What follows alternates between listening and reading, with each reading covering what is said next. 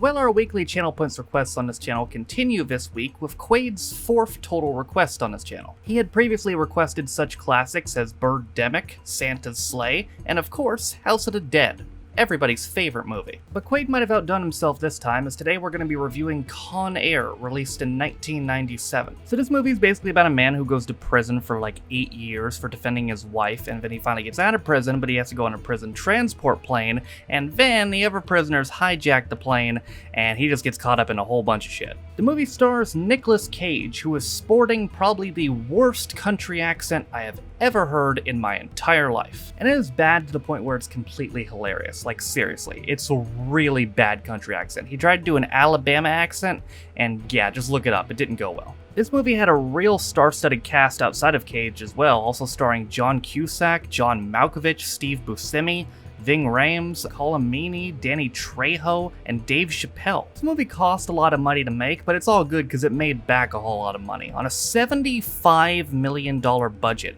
it grossed over $224 million. And honestly, I am shocked this film was not made in the 80s. It's a quintessential cheesy 80s action film, somehow made in the late 90s. And this film is ridiculous, but it's the best kind of ridiculous. It wasn't trying to fool itself, it knew exactly what it was, it knew exactly what it was trying to do, and just the cheesiness, the awesome action, the one-liners, Nicolas Cage's terrible country accent, everything about this was awesome. I do want to single out John Malkovich's performance in this movie though, because he really gave this film his all. And he didn't have to. Like, he really gave everything to this film, and honestly I think this is one of his best performances. But of course Nicolas Cage's character of Cameron Poe just wants to escape Con Air and see his family again. Will he be able to do it? Well, we're going to find out right now as we review Con Air, 1997. So our film begins in Mobile, Alabama with Army Sergeant Cameron Poe, who's returning home to his pregnant wife after being honorably discharged from the military after serving in the Gulf War. However, they get harassed by some drunk patrons of the bar they meet up at,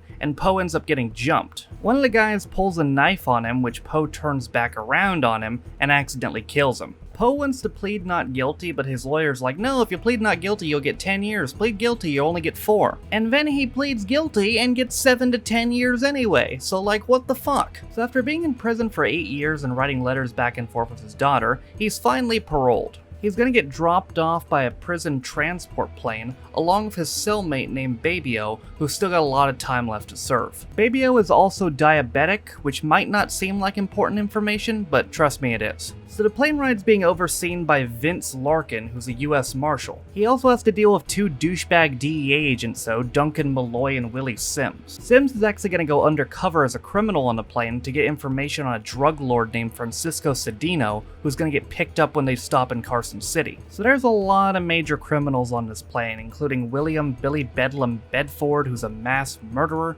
Nathan Diamond Dog Jones, who's a gang member, Johnny 23 Baca, who's a serial rapist, and of course Cyrus the Virus Grisham, who's a criminal mastermind. Because of the validity of their crimes, Bedford, Diamond Dog, and Cyrus are all put in separate cages, while the rest of them just get some nice seats. It looks like Nathan and Cyrus might not be in those cages for long though, as they've both smuggled in pins by hiding them in the skin of their hands. And sure enough, they use said pins to unlock their handcuffs. Another convict named Pinball then sets a fellow convict on fire, using that as a distraction to release Nathan and Cyrus. Nathan and Cyrus raise hell, and Cyrus ends up getting the co-pilot's gun, and now we're officially on Con Air. So Johnny 23, who I told you before is a serial rapist, does what serial rapists do, and tries to rape the female guard. He's stopped by Poe, however, who's backed up by Cyrus, who hates rapists. The man might be criminally insane, but at least he's not completely morally corrupt. But you might have forgotten that Agent Sims is on the plane, and oh hey, look at that, he's got his own gun. He tries to regain control, but that doesn't last for very long as he's promptly shot in the head and killed by Cyrus. So they have to stop off in Carson City, where they have to transfer off 3 prisoners. The problem is they accidentally killed 3 of those guys that were supposed to get off, so they need some step-ins. Poe initially volunteers to be one of those step-ins, but decides to change plans and lies to Cyrus, saying he's got 15 years left. Cyrus has promised to take them to some island where they can live out the rest of their lives in peace, and Poe uses that as his cover to stay. So they do the prisoner transport and pick up the drug lord Cedino, as well as a man named Swamp Thing, who's gonna fly the plane now. Swamp Thing disconnects the plane's transponder so they can't follow them, and Pinball gets off the plane to dispose of it. They also pick up another pretty big inmate named Garland Green, who's a mass-murdering serial killer who terrifies the shit out of everybody else. Meanwhile, however, back in Cyrus's old cell, Larkin and friends put together some information that Cyrus hid and is able to discover his plans. They also find a tape recorder that Poe planted on one of the guards who were disguised as inmates. They can't quite stop the plane from taking off in time, and they're able to get out of there, but they leave Pinball behind. So their plan is to land at Lerner Airport, which is an abandoned airport in the desert, where they'll promptly get on another plane organized by Cedino. Also a good time to mention that Baby O is currently dying, because remember he's diabetic and he has yet to have his insulin shot. Things are also not going well for Larkin as the DEA has double-crossed him, and they've ordered attack helicopters to go and shoot down the plane. Back on the plane, hey, looks like Pinball did make it back, but he got stuck in the landing gear, which killed him. Poe then decides to write a message on Pinball to Larkin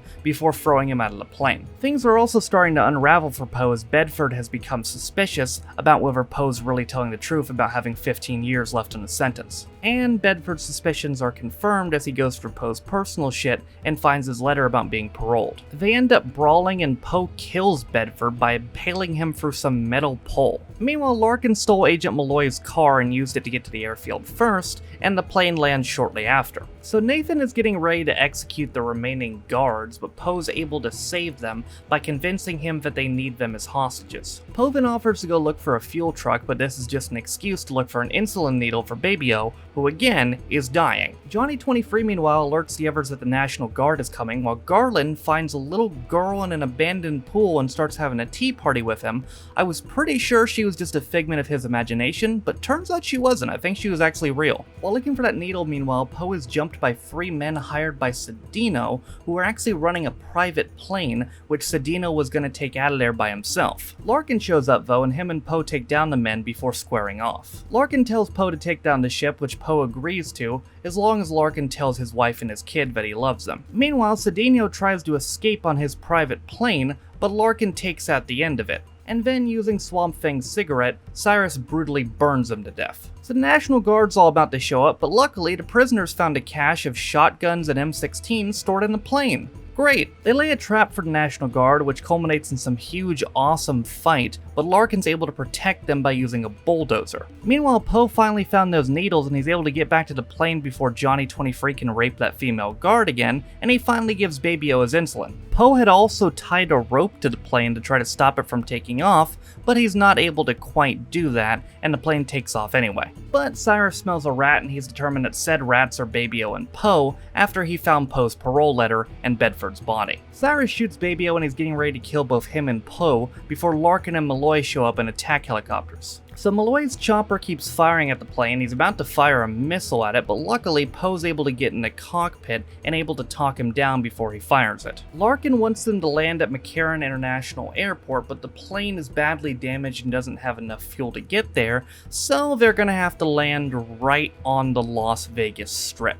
And it's about as destructive as you think it is, as they go through a whole bunch of shit and finish off in a casino. And looks like it's all over as Baby O gets taken to the hospital, but not quite, as Swamp Thing, Nathan, and Cyrus are getting away on a fire truck. So, Larkin and Poe do the logical thing and jack police motorcycles and start following them. Poe ends up driving his motorcycle into the back of the fire truck, which kills Nathan, and he hangs on to the fire truck ladder while Cyrus tries to stab at him. He gets on top of the truck and battles with Cyrus, while Larkin quite literally flushes Swamp Thing out. They all end up flying off the truck and Cyrus lands in a construction site where his head is promptly crushed by a pile driver. That's a pretty fucking brutal way to go. And now it's over, as Poe gives Larkin his respect and shakes his hand, and then off in the distance, he sees his family. He's finally able to meet his daughter and give her the bunny he bought her for her birthday, and he embraces his daughter and his wife to end the film. Oh, and also looks like one criminal escaped, Garland Green,